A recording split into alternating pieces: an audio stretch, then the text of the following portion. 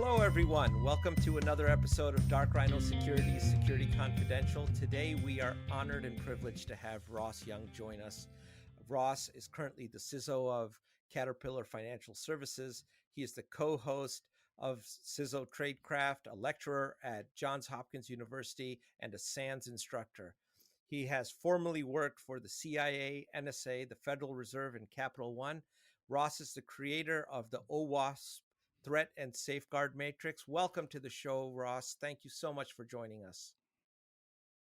Thanks for having me here. I'm excited to be here. I really appreciate it. So, to start this off, we're all curious, to be the CISO of Caterpillar Financial Services is an enormous responsibility. How did you get there? What was your pathway? If you give us a little bit of a background here for all the fledgling CISOs.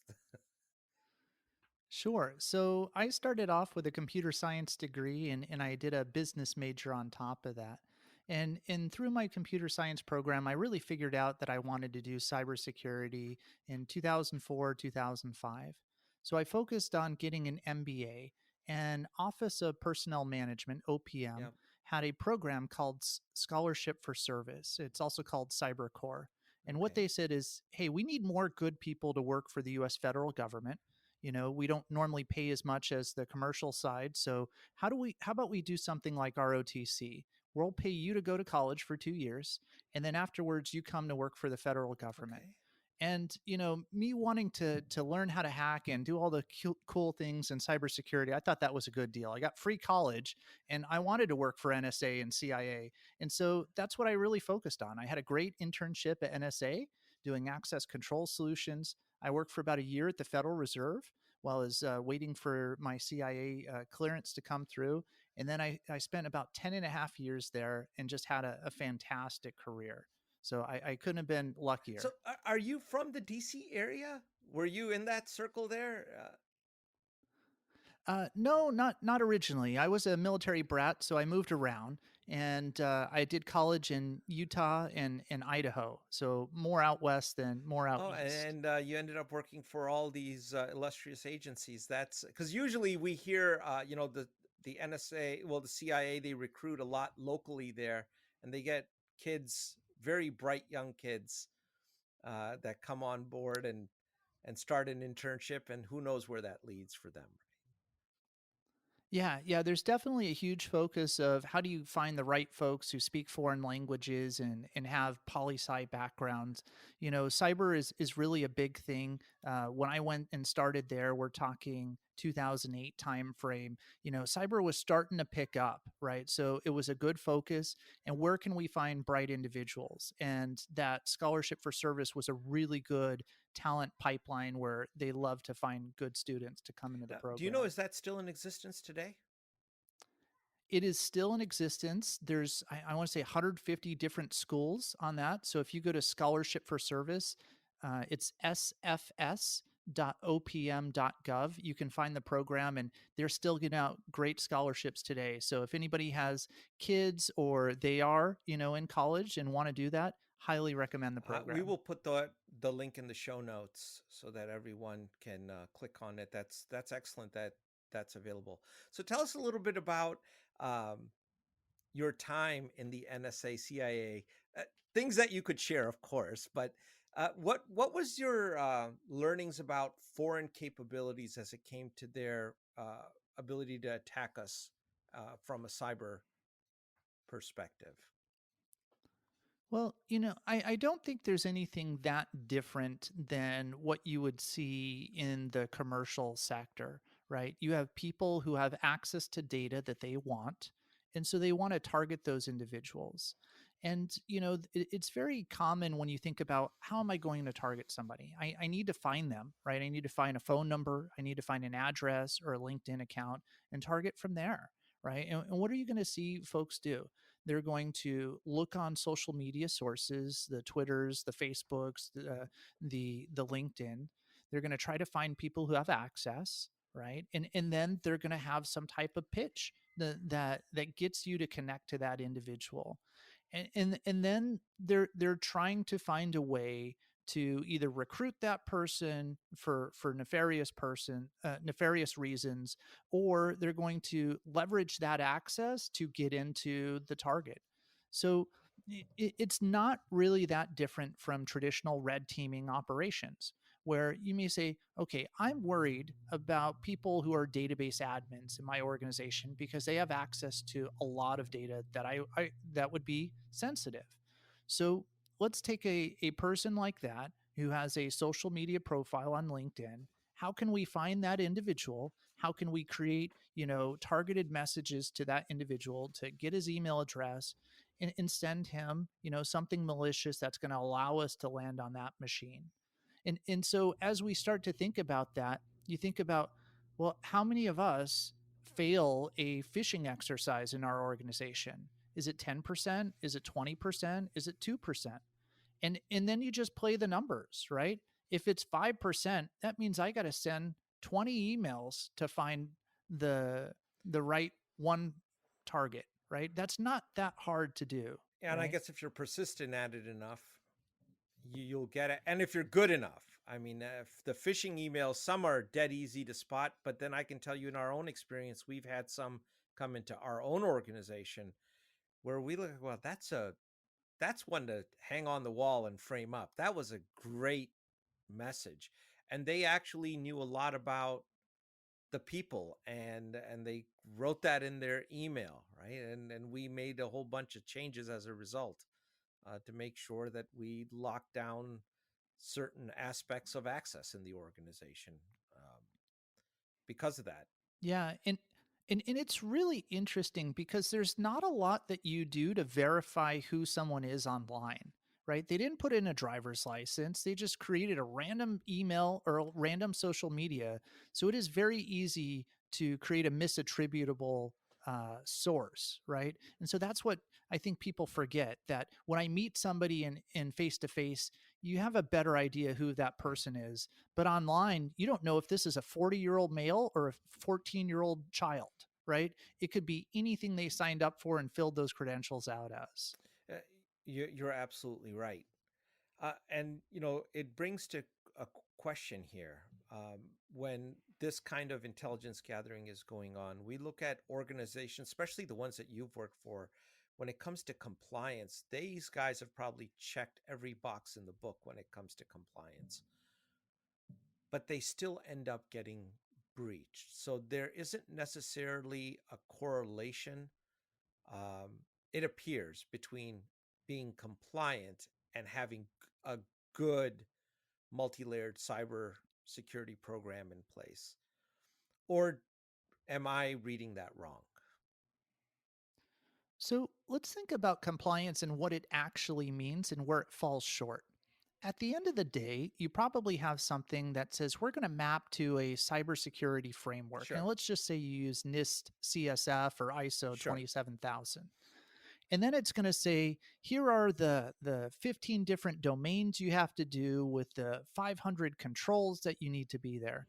And then you have auditors and regulators who come and knock on your door and say, oh, looks like control number 217 you haven't implemented to the fullest extent as we would see as reasonable. And so you'll get a finding on that, and then you'll have work to do all those things that need to happen. The problem is there's no focus that says, let's start with the basics. We need to learn how to crawl before we can walk and know how to run. And you can think about this in the CIS top 20, where they say the number one basic is you need a software inventory. Yeah. And then after that, you need to have an asset or a vulnerability management program. And if you don't have those two basics, it doesn't really matter that you have pen tests. But what an audit and a compliance program will say, oh, you're not doing enough pen tests. But the reality is, if I don't even have a basic inventory and I don't have basic patching, well implemented, it doesn't really matter what I have for pen testing because I still can't patch in 90 days. Things like that are where compliance doesn't understand the prioritization of tasking, right? And the other thing is compliance frameworks are written at a piece in time and the threats Sure. evolve. So when they wrote the compliance, was it written in 2017? And ransomware hadn't been as impactful because it Right. just really started in 2019, 2020. So maybe they focused on the wrong things, and now they need to have an update to the compliance framework. And maybe it's new technologies, right? So if you're using RAS tools, runtime application self protection, deception technologies, and they didn't exist in 2018 or weren't heavy mainstream, well, now you're kind of doing compliance work instead of what really secures the organization. I'm glad you said that because that's going to, I think a lot of our listeners are going to find that extremely helpful because there's that distinction. People often, especially in our sector, we deal a lot with SMB.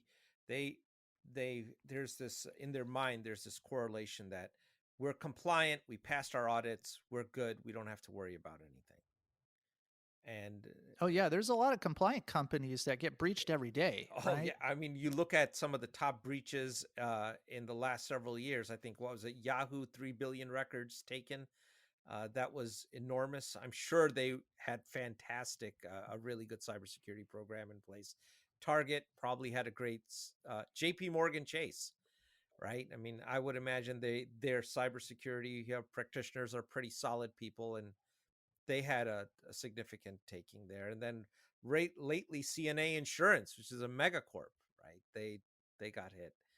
So again, uh, that what you're absolutely right is that the compliance part is not working well with prioritizing, and perhaps there needs to be an evolution on that whole topic. I don't know if we'll get it in our industry because there's a lot of revenue with a lot of accounting firms tied to it with doing audits.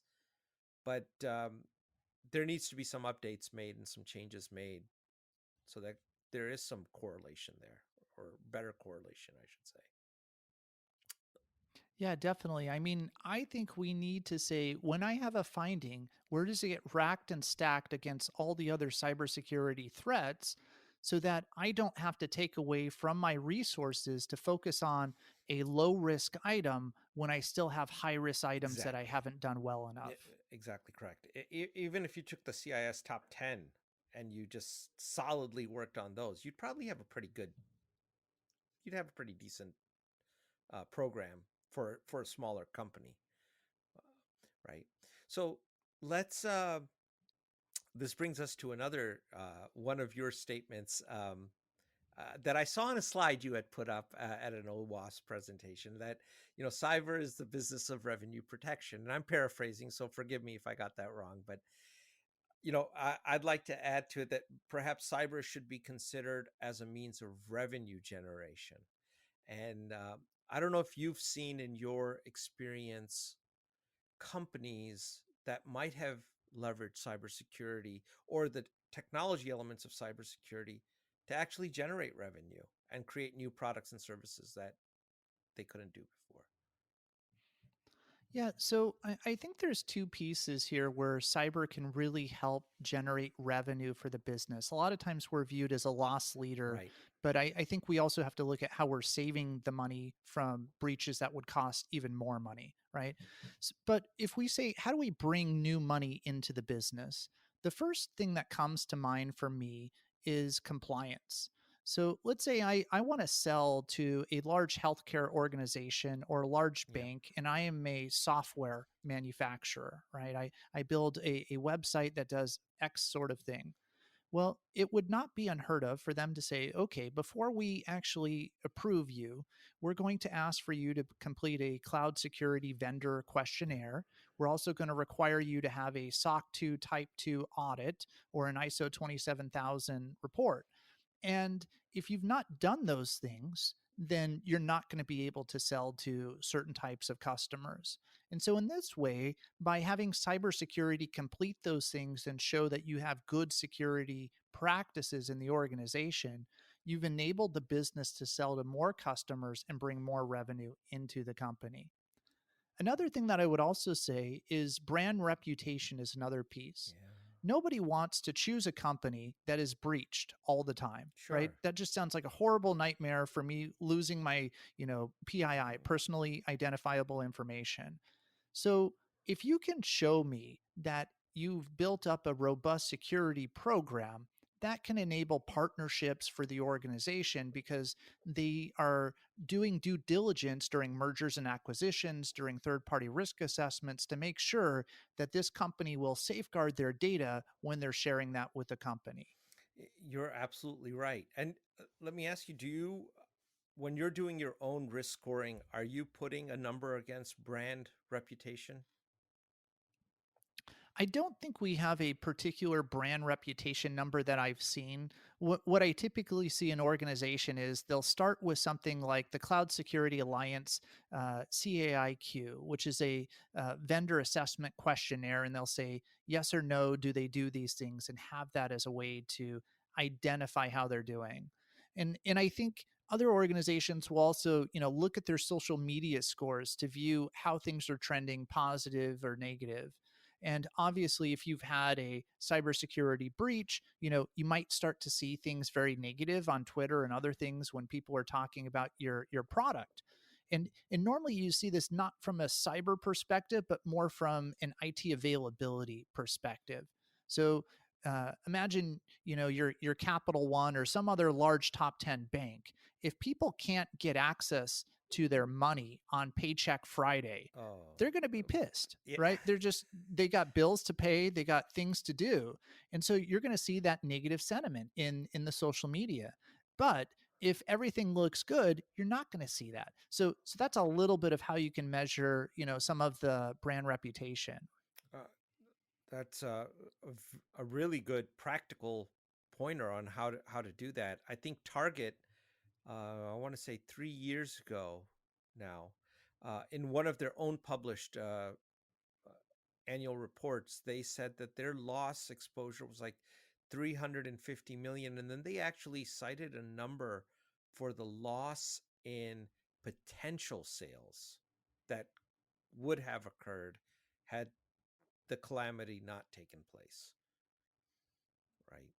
And Yeah, that I was the mean, first I time think I you could saw that probably in say, like a an official document that's published out there for everybody, that there was a yeah, I mean, just if you were thinking about Target, hey, this week we did X millions of sales. The week post breach, when we had all that negative post publicity, did our sales go down 10% because customers just didn't feel safe from coming into the store?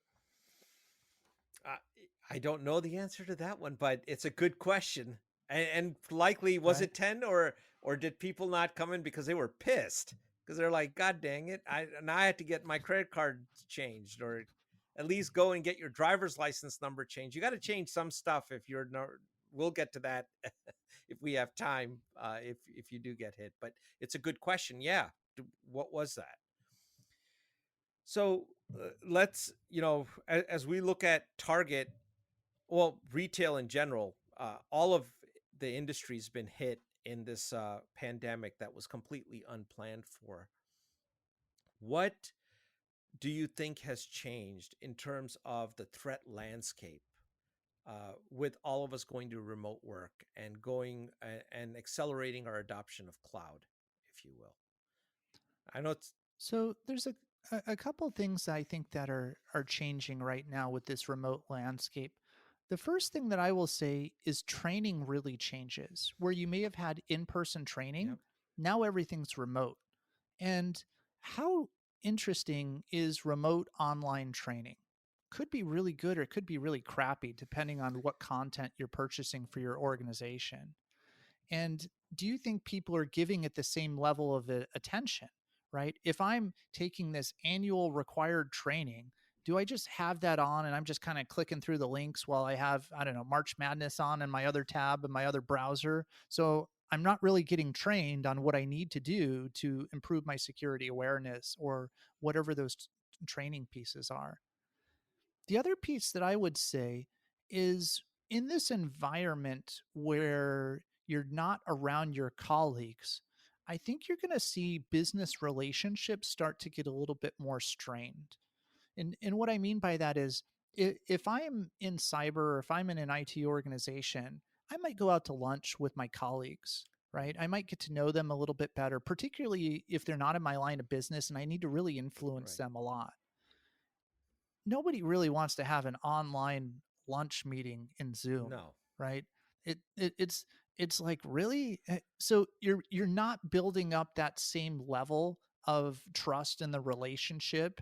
And so now things just become a little bit more strained. And then if people start working more hours, it becomes a little bit rougher to make some of the more complex things that need a lot more influence to achieve.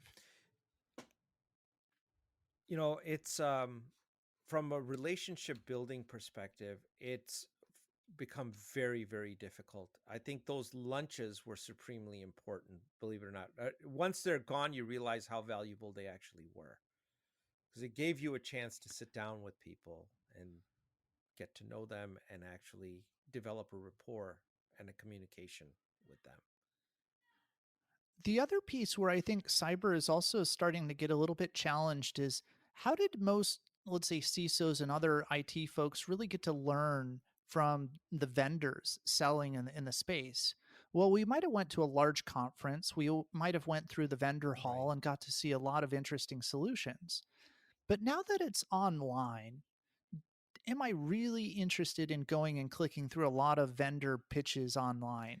Probably not the same level of experience. And so, am I missing out to new opportunities and new emerging technologies that could really help secure my organization? On that one, Ross, I can tell you our direct experience. We sponsored several virtual conferences this past year, and I would say that the results were very disappointing, uh, because you nailed it.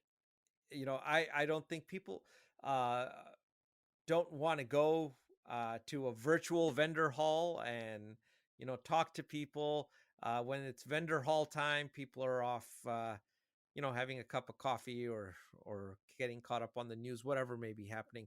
But you're absolutely correct. We didn't When you're not in person, we saw the level of participation go way down.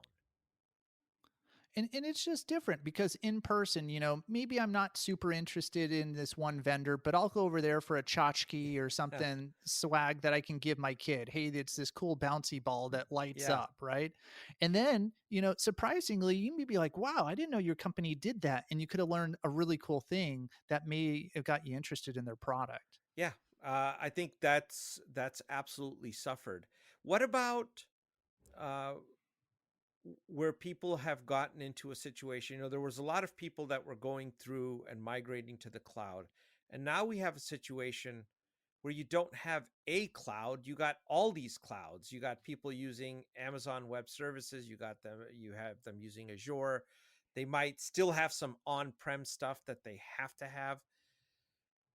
Has that not created a much greater degree of complexity in terms of managing vulnerabilities than what it was in the past? So I think the cloud provides a lot of good benefits. I don't want people to think that the cloud is a bad thing. However, I also think the cloud invites complexity. And let me give you an example of this. Let's say your organization was just running VMware and you had on prem. It was pretty easy to maintain that. We knew what we had. We knew patching. Maybe we weren't as good as an organization at doing everything in a timely manner and it was a little slower, but you knew what you had. Go to the cloud and you say, okay, we're going to adopt Amazon.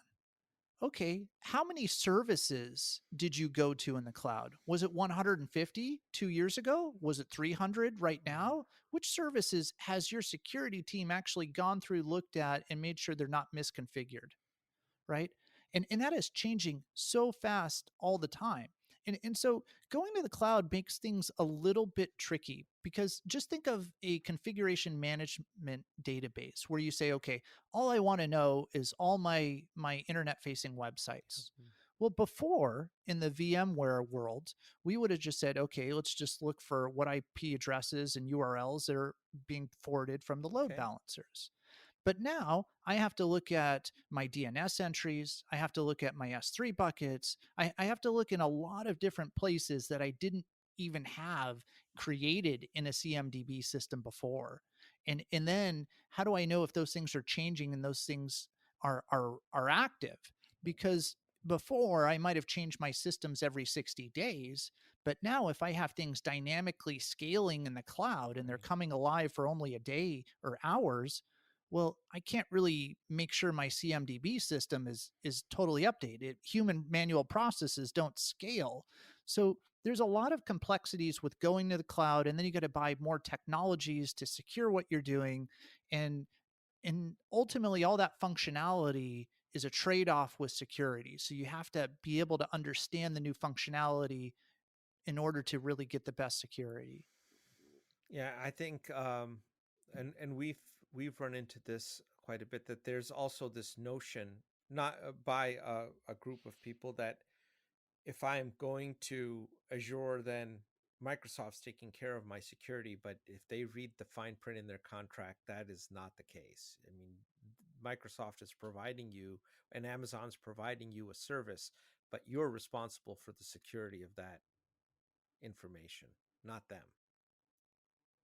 Oh, definitely.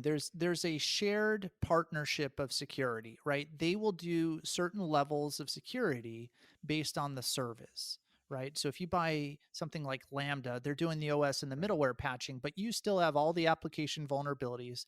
You still have to do all the access control and identity management pieces. And if you mess those things up, bad things happen, right? And in different layers for different things. So if you're doing an EC2 server, they're not doing the OS or middleware patching. So if somebody doesn't understand that, you'll be just as unpatched as before on the on-prem solution.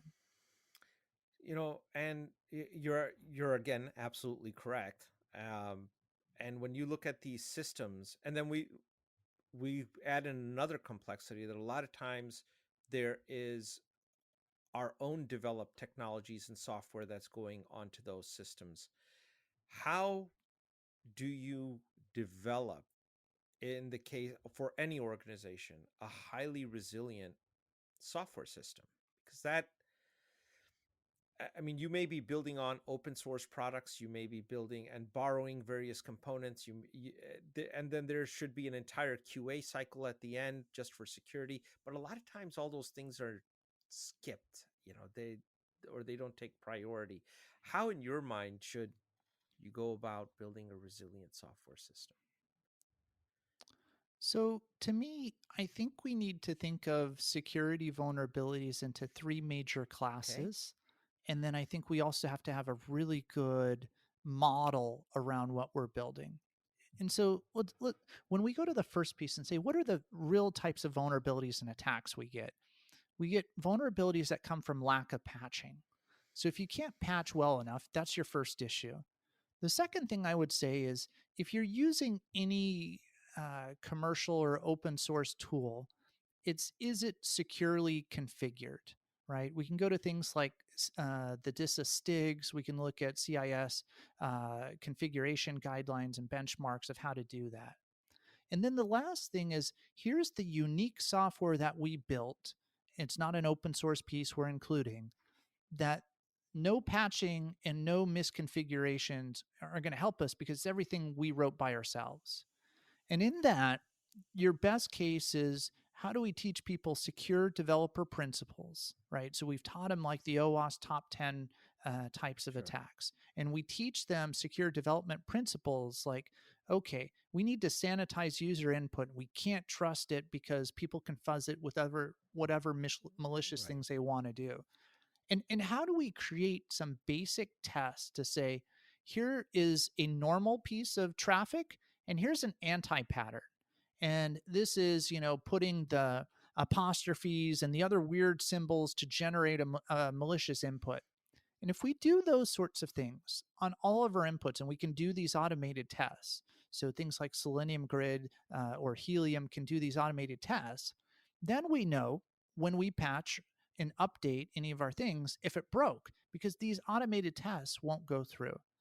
I think those key principles of focusing on those big three and looking for things like threat modeling. What could go wrong? How are we going to know when it happens? And what are we going to do about it? Are really the key ways we build resiliency into our products. And speed is the enemy of all of that. So when we're looking at those products, your speed to market often mandates that certain things not happen. and that is the natural enemy, if you will, of building some of these security concepts into the products, unfortunately. And I think that's a trade-off that companies have to evaluate. They got to look at that and say, in this day and age, does this make sense? Do we just go to market and skip some of these tests that we should be doing? Yeah, and hopefully it comes back to what risks am I willing to take as a business, right? And it comes back to the brand reputation of, if I build this product that has a lot of security issues, you know, do we think these are going to be exercised? And when they do, how much is it going to cost us? And is that amount greater or less than the time to market? Right? If I can make $1 million really quickly and then make a quick patch, a week later, but I don't think the attack is going to be exercised, that may be a great business move. But if I think the vulnerability is a high likelihood and has the ability to damage my brand, and it's a 90% chance I'm going to lose $1 million, probably a bad idea. Yeah, we had a an executive on once, and his opinion was, look at Zoom. It didn't matter to them. They got a lot of bad press about it, but they're today even more profitable than they were a year ago when all this started. So that was his counterpoint to it. He said, well, yeah, time to market is king. We got to get there first. And we realize sometimes we may not have the most secure application, but we got to do it. That's just another point of view. I know I want to get to the threat matrix that you have invented. Can you explain a little bit about it? I watched your presentation, was fascinated by it, thought it was a brilliant way to take a very complex topic and bring it into a very practical uh, way to in an organization to look at security. What is the threat and safeguard matrix, and some of the principles behind it for our listeners? So, if you think about what we're trying to do, we're trying to lower our risk in an organization. And so, what do organizations normally start with? They start with a risk matrix or a risk register, which says, here's all my risks, what's the likelihood and impact of those happening, and then they build out a risk treatment plan. And when I saw that, I saw the risk treatment plans were very trivial and didn't really protect the company, right? So we say, okay, phishing or ransomware is the biggest thing, and what are we going to do? We're going to put a one line in there that says all we're going to do is train people around it and patch our Sure. systems. And that didn't really feel right to me. So I said, okay, how can we take this a level deeper? And so what we start is, on the left side, we have different threats, because you don't really stop the risk, you stop the threat Right. from happening. And as you list out your threats of, there's a threat of phishing, there's a threat of third party data loss, there's a threat of ransomware. Then what you need to say, okay, let's use the NIST functions. And so there's a matrix of those threats on the horizontal side going across. And on the vertical columns, we use the NIST 5 functions of identify, protect, detect, respond, and Right. recover. And this really builds a defense in depth approach. So if you just take the simple example of phishing, Okay. right, you could say, how would I identify all the people in my company who could be phishable? And it's okay, maybe we just have a list of everyone who has access to internet accounts in our systems. Okay, how could I identify where those accounts would be located? Is it in the cloud and Outlook or Gmail? Is it on their machines? And in knowing where your exposure is. Then afterwards, you move to the next step. How do we actively protect against this? Could we buy an email security solution like Proofpoint or something Sure. else that would actively block these types of attacks? And there's a lot of great vendors to choose from in this space. And you could also say, well, what if users report phishing emails? That's another protective one where you can report it and block other people from being able to open it when you quarantine these messages. And if I couldn't protect and stop it and the attack actually happens, how would I detect against that? Right. And so you would say, okay, maybe I'd see things on EDR or antivirus alerts popping up. And you just continue to go through those five phases: identify, protect, detect, respond, and recover. And doing so allows a much more in-depth risk treatment plan against each of your major threats that cost material impact to your organization. And you would systematically do this with every single threat. So that you think is material, as you said, material to your organization. So whether that was phishing, or it was social engineering of some kind, or there was some kind of mobile device vulnerability because of the type of business you're in, all that has to go on that matrix. Yeah, I think you want to look at what are the biggest threats that cost the largest amounts of money. So you do that likelihood impact factorization first. And then out of that, maybe you have 50 threats. But out of the 50 threats, only 5 of them you believe would cost your organization $3 million. And $3 million is enough to have material impact to your financial statements. Well, based on that, how could you take those 5 threats through this threat and safeguard matrix to build this robust risk treatment plan for your organization? Now, the others, could benefit from it, but then it's also is this a valuable use of my time, or is this a $100 loss and I don't care, right? And that is precisely the point, that worry about the major threats. You're not going to build a defense for everything. I and I want listeners to get that out of their mind, that you can have 100% cybersecurity, that you're going to stop everything, you can do everything. That's not the case. You're saying, look at the risk, look at the greatest risk, defend against the greatest risk, and there's a certain amount of risk that you're going to accept. And in some cases, if it's really you don't want to defend against it, just reject it altogether and get rid of the system. I guess you could do that as well, but you still focus on the top 5, top 10 that's relevant to you. Yeah, and this goes back to that earlier piece where we talking about compliance. I don't have to do everything perfect. It's this Pareto principle of, can I do the biggest things that cause 80% of all the damages and stop those really well? And if I can live with the small losses because they don't materially impact my company. So let me ask you a little bit about the X factor. And the X factor is this. You might have heard, you might recall when the Russians did a cyber engagement, shall we say, against the Ukraine, right? And there was a lot of collateral damage with American companies, the likes of Merck, the likes of Federal Express. When they're looking at their threats, that wouldn't have been one of them, but it costed them dearly. I think Merck was down for almost a week. They had to borrow vaccines from the National Strategic Reserve to meet the demands that they had while they got back online. And their insurer refused to pay it out, saying that's an act of war. You were collateral damage. Tough. Now, the court case is still pending, and we don't know how that's all going to come about. But for something like that, a big X factor, is there some way to account for that? So, at the end of the day, I think you need to understand where your adversaries are. The largest national intelligence agencies are like professional football teams.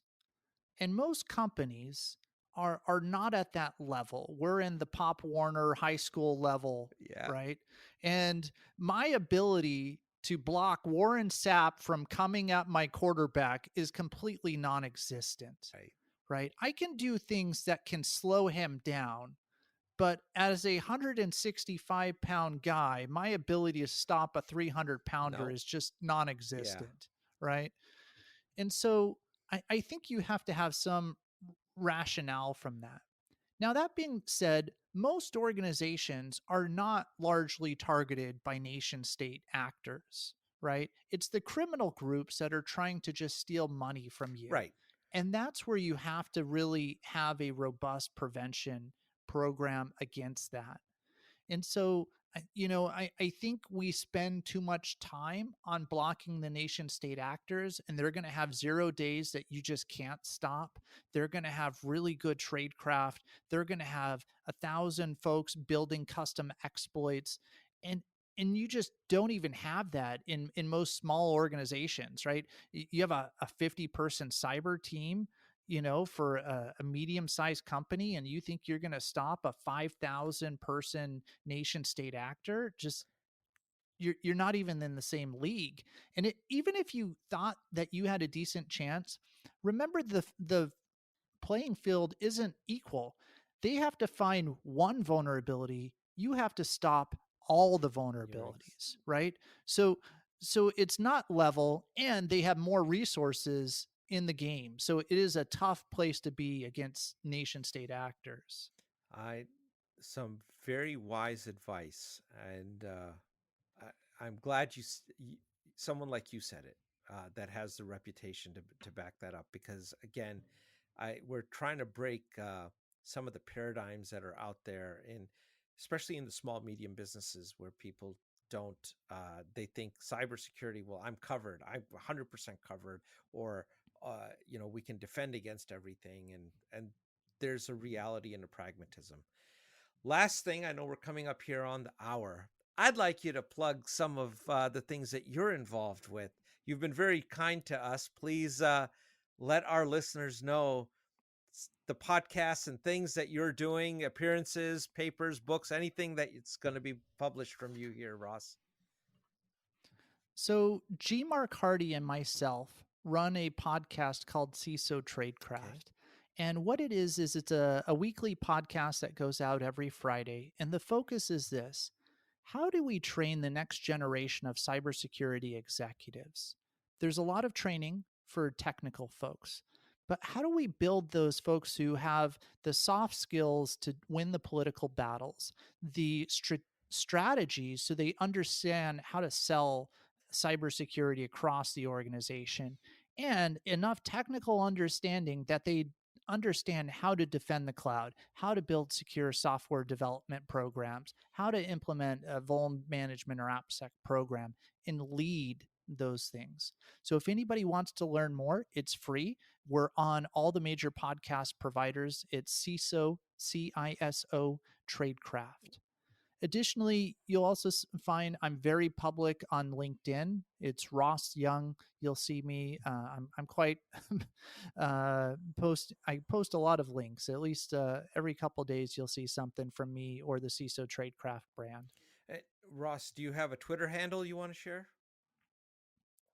So you'll see CISO Tradecraft, but I'm not as active on Twitter. LinkedIn is really my place for where I publish Fair my enough. content. Fair enough. We'll put all those links in the show notes for you so that anyone can get to them. And we appreciate you taking the time today on a Friday afternoon to join us. And it was a really wonderful conversation. Thank you so much, Ross. Well, thank you for having me here. I appreciate it, and I appreciate all the listeners who are willing to improve their understanding of cyber. Yes, we do. Take care.